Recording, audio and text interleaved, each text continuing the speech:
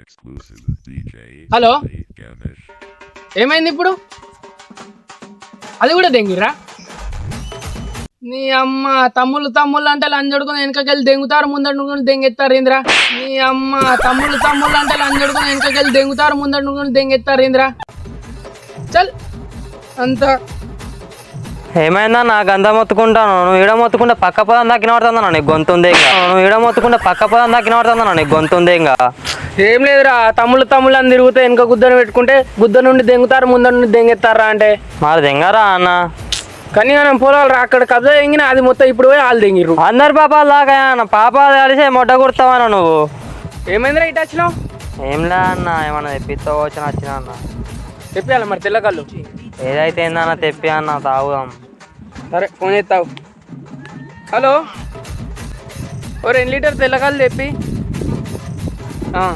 సరే. ఏందన్న గట్ల బెదిరించినట్టు మాట్లాడతాను.